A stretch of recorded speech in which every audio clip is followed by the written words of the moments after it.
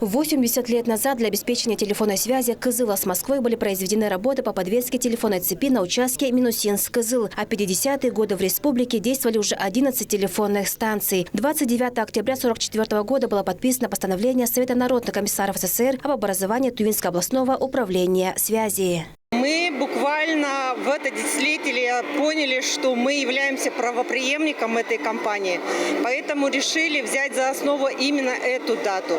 Потому что именно с этого момента началось бурное развитие именно электросвязи. Управление связи, оно общее было. Там входила и почтовая связь, и радиовещание, и телевидение. И на сегодняшний день это очень большая компания. Мы впервые собрали всех сотрудников, которые работают во всех кажунах электросвязи.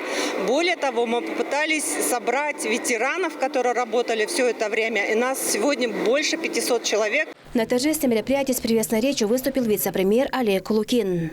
Сегодняшний юбилей дает возможность вернуться на пройденный путь, оценить достигнутое и наметить какие-то близлежащие долгосрочные цели движения в будущем. Хочу передать слова благодарности всем работникам компании. Ваш профессионализм и преданность делу делает значимый вклад в будущее нашей республики. От имени депутатского корпуса Тувы коллектив организации поздравила председатель комитета Верховного Хурала Белекма Мунге. В своем выступлении она отметила богатую историю компании и ее значительный вклад в развитие связи республики. С каждым годом вы совершенствуетесь, шаг за шагом покоряете новые высоты. Чего стоят только тысячи километров проложенных линий связи, подключение к сети интернет, новых школ, ФАПов, домов культуры и других социальных объектов, обеспечение качественной связи наших населенных пунктов, в том числе трудодоступных. Это огромный вклад в цифровую трансформацию нашей республики. Благодарим вас за этот добросовестный и кропотливый труд. Лучшие работники компании были награждены почетными грамотами Верховного Хурала и благодарностями представителей Верховного Хурала Республики Тыва. Также в честь 80-летнего юбилея за вклад в развитие информационных технологий и связи вручены госнаграды поощрения главы Тувы.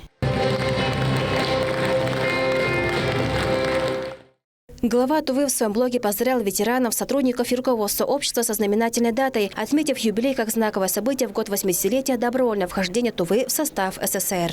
Специалисты ТВ-связь Информ смогли вместе с партнерами выстроить новые цифровые магистральные сети, развивая телефонию нового поколения, обеспечивают важные социальные объекты доступом к широкополосному интернету, сопровождают проведение важнейших общественных и политических мероприятий, от выборов президента России до итогов государственных экзаменов в школах. ТВ-связь Информ старается предоставлять жителям Тувы самые лучшие услуги, внедряя инновации, а также адаптируясь к изменениям в мире технологий. Сегодняшние достижения – это результат труда профессионалов, преданных своей работе. Необходимо отметить, что большой вклад внесли ветераны отрасли.